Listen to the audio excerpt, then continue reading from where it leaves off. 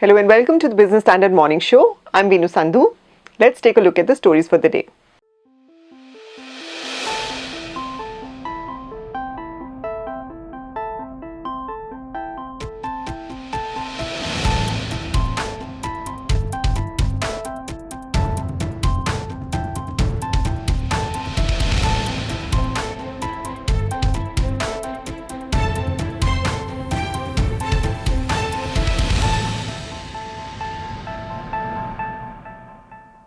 Maruti seems to be on a roll. It has announced a sharp jump of 43% in its profit in the fourth quarter of FY23. This is despite tight competition and a greater tilt towards the SUV segment, to which it was a latecomer. India's biggest car maker has also announced plans to set up a new factory to expand its annual capacity by 1 million units. So, what is it that's keeping the car maker in the fast lane, and what lies in the details of its latest result? Paswar Kumar reads the fine print.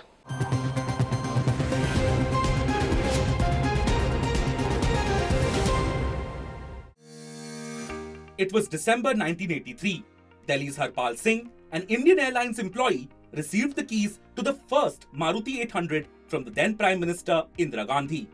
Now, almost 40 years since the first rollout, Maruti Suzuki India has reported a more than 40% increase in net profit in its latest quarterly results. While the 800 has been replaced by the likes of the Jimny and the Fronx, India's largest car maker continues to register its name in history, with its total revenues in FY23 crossing the 1 trillion rupee mark. The importance of this feat was noted by Maruti chairman R.C. Bhargava, who said that he couldn't readily think of many other Indian companies that had done the same.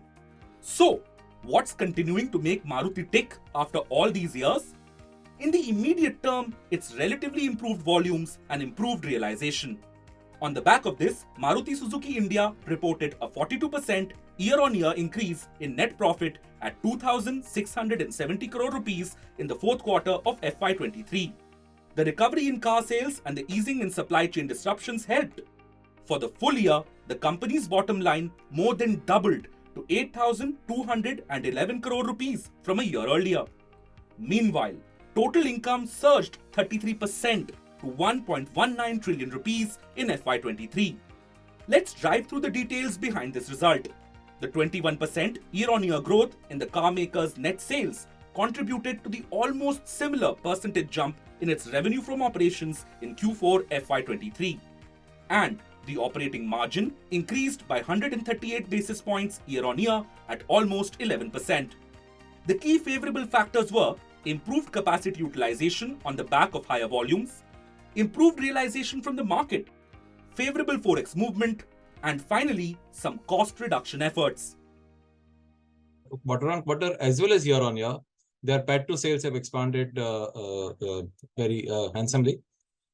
If you look at expansion in PAT to sales in percentage terms, the role of non-operating income seems to be not significant. If you look at year on year, it's actually the other operating income, non-operating income has actually gone down by 70 basis points, whereas the EBIT has gone up by 90 basis points. So therefore, clearly it is the operating performance which is scored.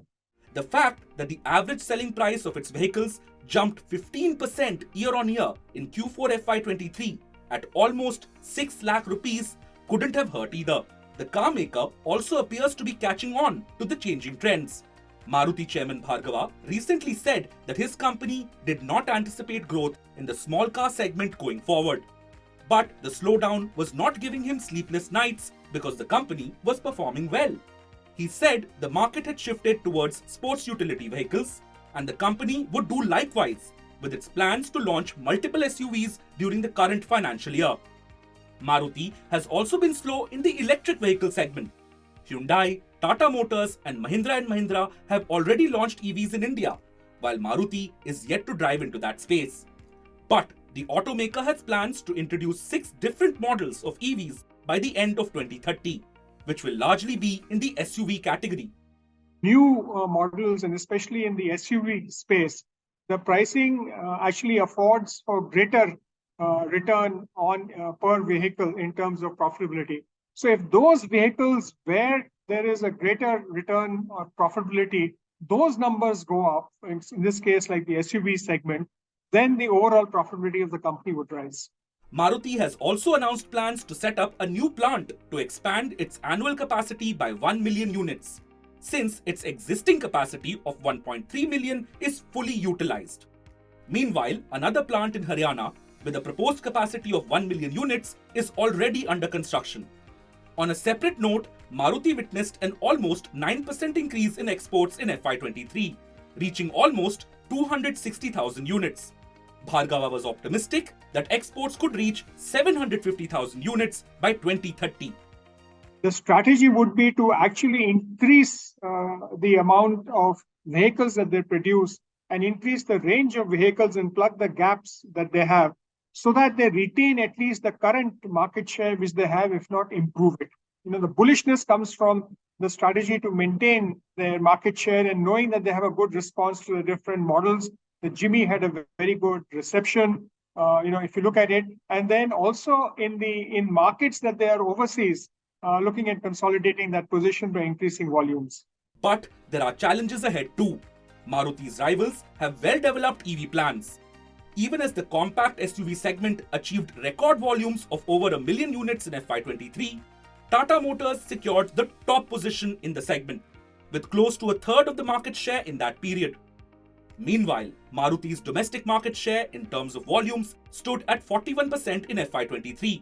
And while Bhargava said that the target was 50%, it was difficult to predict when that would happen. The supply side shortages would hopefully ease off, and that if they don't, would affect the capacity utilization, and therefore adding of capacity would therefore be challenged by such issues. Maintaining the domestic market share and their margin would therefore be a challenge which on the numbers front they'll have to face or rather tackle while expanding the capacity.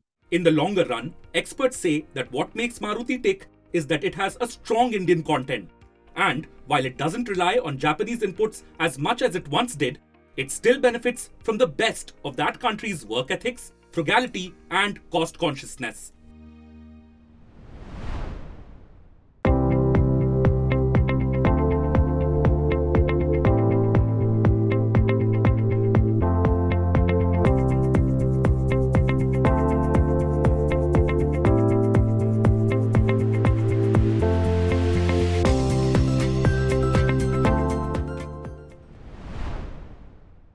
Like Maruti, Vedanta also owes its success to India's economic liberalization of the 1990s. The company, which was then called Sterlite Industries, had acquired Hindustan Zinc Limited and Balco from the government during the course of its journey to become a global oil-to-metals conglomerate. But all has not been well with the company for a while now. Questions are being raised about its debts. But the group's chairman, Anil Agarwal, has brushed aside the concerns. He says the group has a comfortable liquidity position and that it will generate a profit of $9 billion in FY24. So is Vedanta really out of the woods? Tariq Ahmed finds out.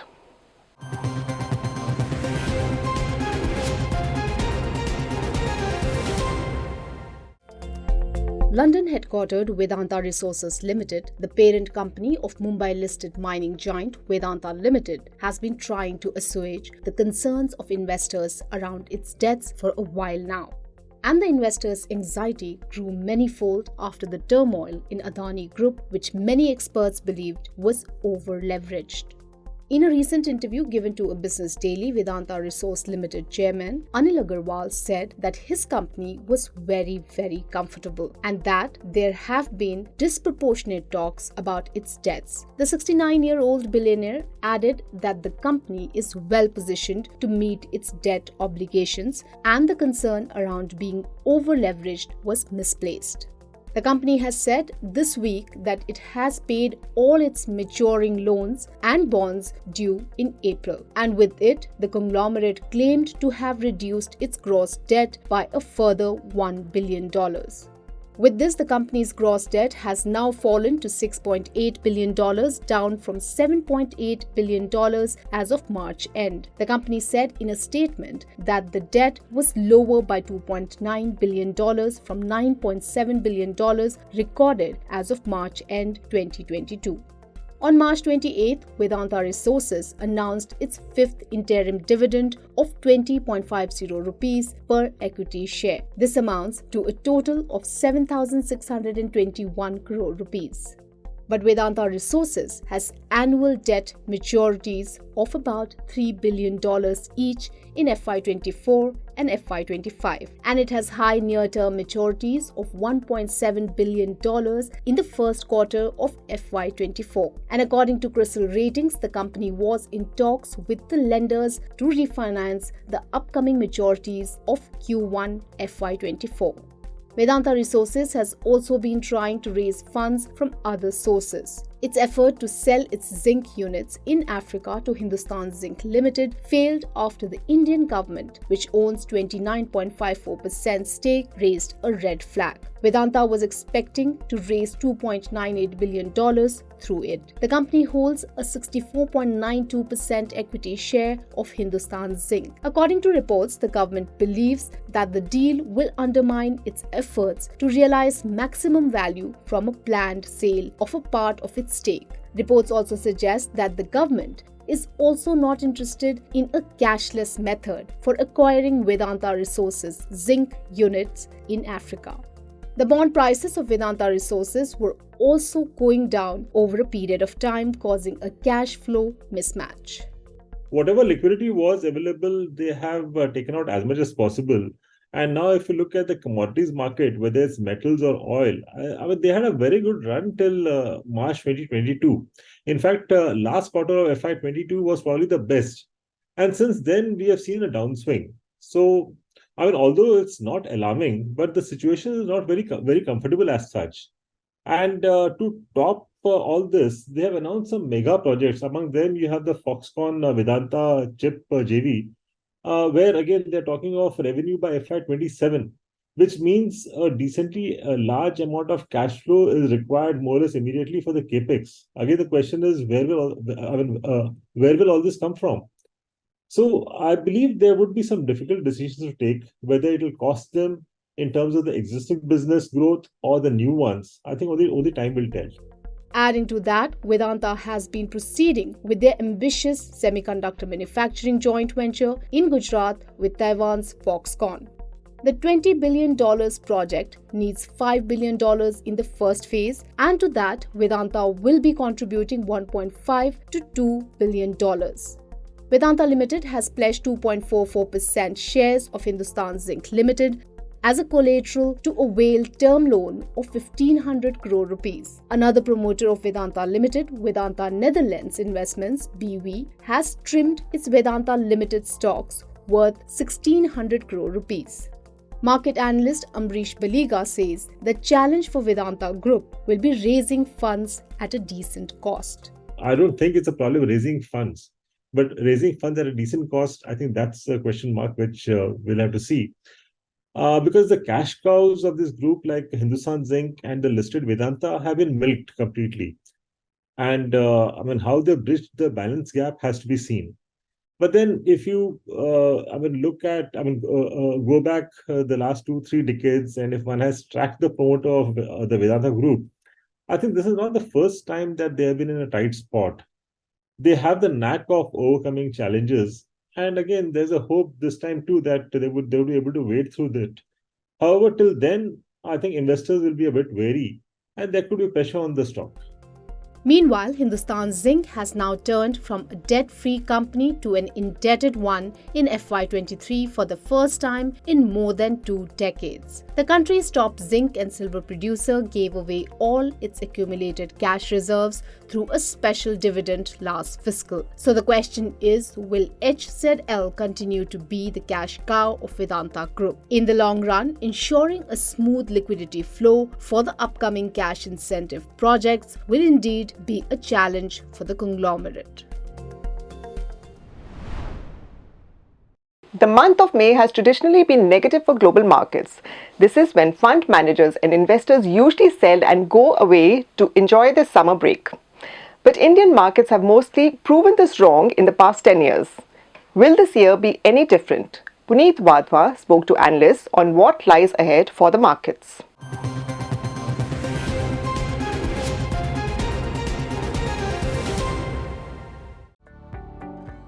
The month of May, which attaches the infamous adage, sell in May and go away, has traditionally been positive for Indian equities. While most European and US fund managers go on a long summer vacation during the month, putting pressure on their local indices, the S&P BSE Sensex has managed to deliver a positive return during the May month since 2013, except in 2020 when COVID-related uncertainties took center stage, and then again in 2022. This time around, analysts believe the Indian markets could remain volatile, as they seem to be running into a couple of headwinds in the near term. Domestically, if you see, things are probably a bit better, except that we have problems with some export numbers. Even the credit growth has not been very good. But despite that, if you see, the economic level of economic activity is quite good. GST numbers suggest that level of economic activity is good. The only thing is that the markets have already discounted all these good sort of numbers expectation. And then now you have a semi-final election, as it were, in May in Karnataka. So that will sort of give some sort of a preview of what is to be expected in 2024. And if you see traditionally, I don't think there'll be huge bullishness, but I think there will be probably some wait and watch sort of situation till the election results come, till the May interest rate setting by the MPC also happens. And as a run-up to what is going to likely to happen in terms of further hike by the Fed in June. According to technical charts, the Nifty 50 index is firmly above the key levels. But to further strengthen the trend in the May month, we need a decisive close above 18,200 mark. And that would pave the way for the Nifty to, retest the record highs. We see some correction. Then 17,200 to 17,500 would be the first area of support. And the major support exists around 16,800. So broadly, this 1200 point kind of a range is something that we are eyeing in the index. And on a similar line for the Sensex, 58,400, 9,150 is a zone basically where we have the first line of defense. And for any fresh momentum, we need a close above 61,350 levels. So meanwhile, participants should maintain positive bias, till the key support zone is intact. Against this backdrop, analysts suggest investors buy into a market correction. As a strategy, Bhatt of Alphaniti Fintech suggests investors should avoid export-driven sectors in the near term. Information technology is having a bad run now, largely because quite a lot of the big international companies, which are their customers basically, they are downsizing the manpower quite dramatically.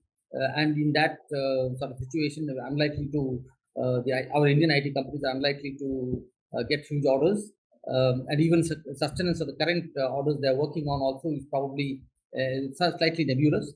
So IT needs to be sort of avoided. Again, I think pharma is also having the same problem. Among the ones that probably have still a good sort of backing is banking companies. They have done very well in the last quarter. The few of them who have come out with results have done very well.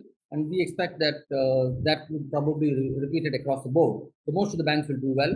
Banks continue to do well, as we said. And then, of course, the Indian manufacturing, which is basically to service the domestic sector, they seem to be doing well. Like, say, for example, the defense-related stocks, the auto stocks. I think these are the ones that continue to do well. And the sort of infrastructure investments that we're seeing in India, I think the cement sector also is probably favored. And of course, some of the EPC companies also continue to do well. Clearly, investors should avoid selling in May as the Indian economy steadily holds the fort amid global headwinds. On Friday, markets will react to the US GDP data and will track monetary policy action of the Bank of Japan. Back home, SBI Card and Ultratech Cement will be among the prominent companies scheduled to report their Q4 results.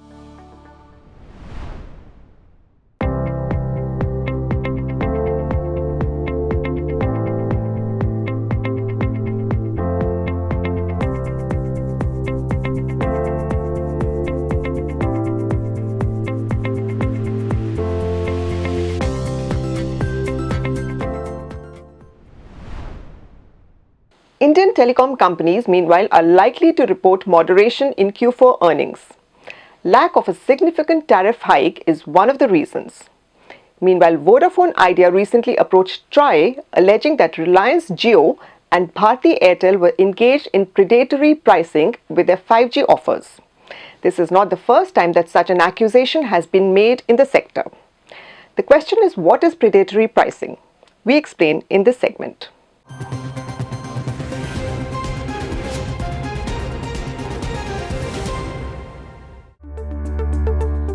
Union Commerce and Industry Minister Piyush Goyal raised the issue of predatory pricing this week and said the government was against it and other cheating methods used by e-retailers to restrict consumer choices. When a business sets prices for its products or services unrealistically low to eliminate competition, it is called predatory pricing. The goal is to create monopoly. For consumers, predatory pricing is beneficial in the short run. They enjoy lower prices and more choices until the predatory company monopolizes the market. But when there is a monopoly and other firms have disappeared from the market, the company leverages the situation and usually demands higher rates for its products or services. Therefore, in the long run, consumers will have less or no choices and higher prices. But when the predator company increases the prices to compensate for the lower prices, new or old competitors will re-emerge. Also, sustaining a lower price for a long time until the elimination of competitors is hard. Predatory pricing is different from competitive pro-consumer pricing. In India, under the Competition Act 2002, for any pricing to be considered predatory, it has to be below cost and should be with a view to reduce competition or eliminate competitors. In India, the cost is determined by the Competition Commission of India Regulation of 2009. However, depending on the industry and market concerned, CCI may use different methods to determine the cost. Considering the thin line between competitive pricing and predatory pricing, generally it is hard to prove such cases in courts. In 2017, Bangalore-based taxi service providers Meru and Fast Track filed a case against Ola alleging predatory pricing practices. They alleged that Ola used its dominant position to give out huge discounts to passengers and incentives to cab drivers. But CCI rejected the predatory pricing allegations against Ola, pointing out that the competition in the market is still unfolding and Ola has not completely achieved any obvious advantages.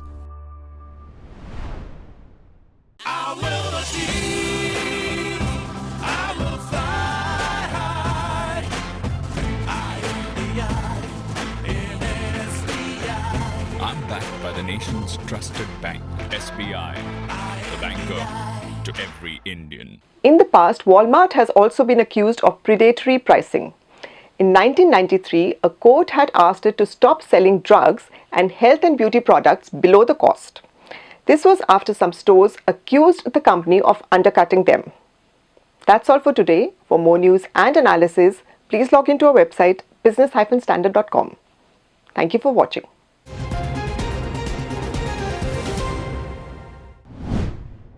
If you like this video, share it and subscribe to Business Standard. For more news, views and insights, log on to www.business-standard.com. Do also follow us on YouTube, Twitter, Facebook, Instagram, Telegram and LinkedIn.